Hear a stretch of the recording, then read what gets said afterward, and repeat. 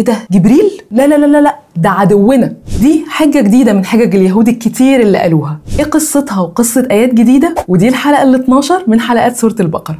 بعد ما حكينا المرة اللي فاتت عن عند اليهود وان ازاي عندهم ولد كفرهم حرفيا، وان اي محاولة لاقناعهم بكلام ربنا سبحانه وتعالى اللي انزله على كل الانبياء حتى من قبل سيدنا محمد كانوا بيقابلوه بالكفر والاعراض والتكذيب وحتى قتل الانبياء، مع انه مصدق وهم عارفين انه مصدق لكل الكلام اللي موجود عندهم في التوراة. فالآيات فكرتهم تاني بأفعالهم دي، وفكرتهم بمخالفتهم لأوامر سيدنا موسى عليه السلام، وفكرتهم باتخاذهم العجل إله، وفكرتهم برضو بالعهد والميثاق اللي كان بينهم وبين ربنا سبحانه وتعالى لما أخدوا عليهم عند الجبل الطور، وإن إزاي أخد عليهم العهد إن هم ينفذوا الأوامر ويأمنوا حق الإيمان، بس عصوا وحب العجل والشرك كان متأصل جوه قلوبهم، وده كان دليل على إن هم بيتبعوا هواهم. عشان تيجي تختم الآية 93 بأمر لسيدنا محمد صلى الله عليه وسلم إنه يقول ليهود بني إسرائيل: بئس الشيء اللي بيأمركم بالأفعال والإنكار والجحود وقتل الأنبياء إذا كانت الأفعال دي من الإيمان الحقيقي. لو كنتم مؤمنين بجد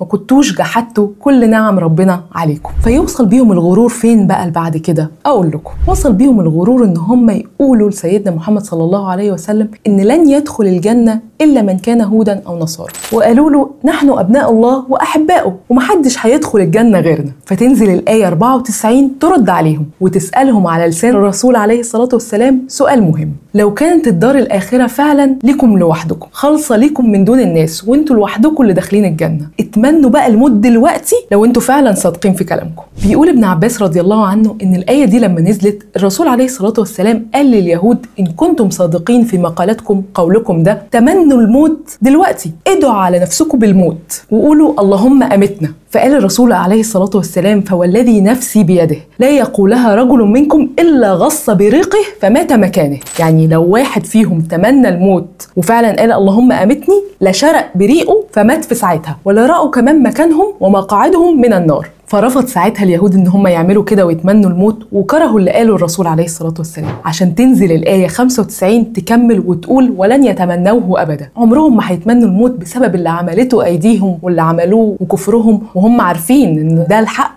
وان هم مكذبين وعارفين ان هم على باطل. فقال الرسول عليه الصلاة والسلام: والله لن يتمنوه أبدا، عمرهم ما هيتمنوه. لا، ده كمان هتلاقيهم أحرص الناس على الحياة، وهتلاقي كل واحد فيهم عايز يعيش ولو 1000 سنة على عمره، يعيش لحد ما يبقى 1000 سنة، نفسه يطول بقى يعمر فيها، نفسه عمره ما يتزحزح من الدنيا دي. بس الآيات تقول لنا ان هو مهما طول في عمره ومهما عاش عمره ما هيفلت ولا هيتزحزح عن العذاب في الآخرة، ومش هيفلت منه أبدا. هل بقى اليهود وقفوا وبطلوا ادعاءات باطلة